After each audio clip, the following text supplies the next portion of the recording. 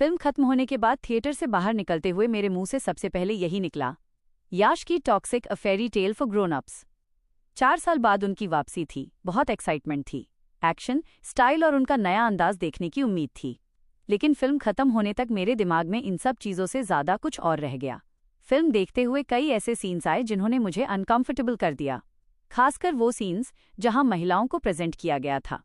कई जगह लगा कि महिला किरदार कहानी का हिस्सा कम और सेक्स ऑब्जेक्ट ज़्यादा नजर आ रही हैं। लेकिन मुझे सबसे ज़्यादा अनकंफर्टेबल सिर्फ स्क्रीन ने नहीं किया। कुछ सीन्स पर मेरे आसपास बैठे लड़कों की हूटिंग और सीटियां बज रही थीं। स्क्रीन पर महिला का शरीर दिख रहा था और थिएटर में उस पर सीटियां। उस वक्त सवाल आया कि जिस चीज़ को देखकर मैं असहज महसूस कर रही हूँ, वही चीज़ कुछ लोगों के लिए एंटरटेनमेंट कैसे बन गई।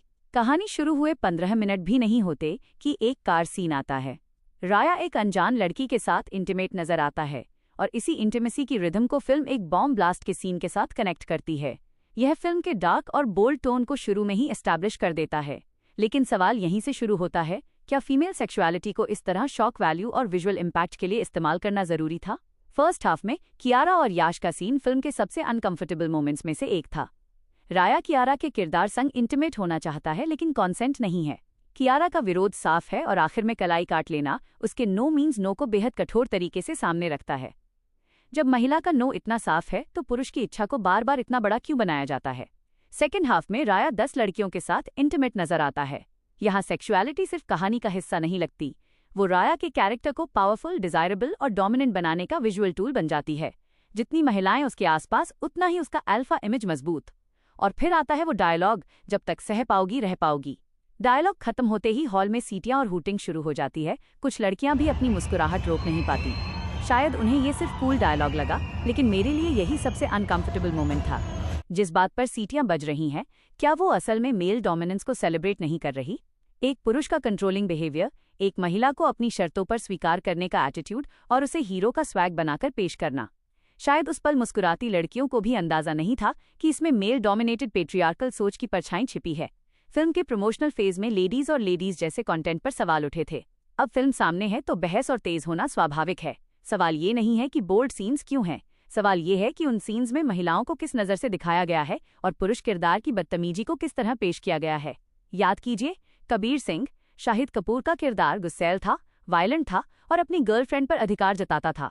सवाल यही था कि किरदार खराब है, ये बताना काफ़ी है या उसके इस बिहेवियर की कीमत भी दिखानी चाहिए? क्योंकि एक तरफ किरदार वायलेंट है, दूसरी तरफ स्टाइलिश भी। उसके डायलॉग्स पर तालियां बजती हैं। फिर आई एनिमल, रणबीर कपूर का रणविजय और भी ज्यादा वायलेंट और अग्रेसिव किरदार था। महंगी गाड़ियां, शानदार कपड़े, जबरदस्त बैकग्राउंड म्यूजिक और दमदार एंट्री। ऐसे में उसका गुस्सा सिर्फ गुस्सा नहीं रह जाता, वो एटीट्यूड बन जाता है। वहीं से टॉक्सिक मैस्कुलिनिटी की बहस शुरू होती है। हीरो बदतमीज है तो क्या वो कूल भी होना चाहिए? विलन वायलेंट हो तो गलत, लेकिन हीरो वही वायलेंस करे तो उसे मर्दानगी, स्वैग और पैशन के नाम पर बेच दिया जाता है। लड़की को कंट्रोल करना, एटीट्यूड, गुस्से में वायलेंस पावर, हर महिला को अपनी नज़र से देखना, स्टाइल और ना को नज़रअंदाज करना जुनून। हम इन चीज़ों को कितनी बार अलग अलग नाम देकर स्वीकार करते रहेंगे? हीरो की कहानी में महिलाएं सिर्फ दिखने के लिए क्यों?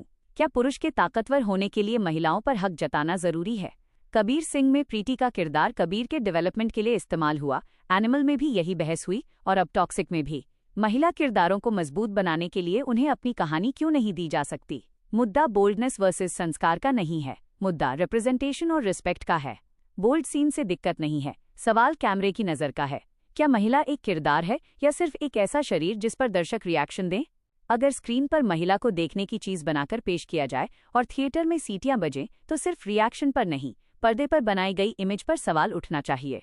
हीरो की ताकत साबित करने के लिए महिला को बार बार कमजोर या सेक्सुअलाइज्ड बनाना क्यों जरूरी है? और अगर कोई महिला दर्शक ये असहजता महसूस करे तो क्या उसे ये तो सिर्फ फिल्म है कहकर खारिज कर देना चाहिए? यही वो अनकंफर्टेबल सवाल है जो टॉक्सिक एक बार फिर हमारे सामने रखती है। आप इस पर क्या सोचते हैं? कमेंट्स में जरूर बताएं।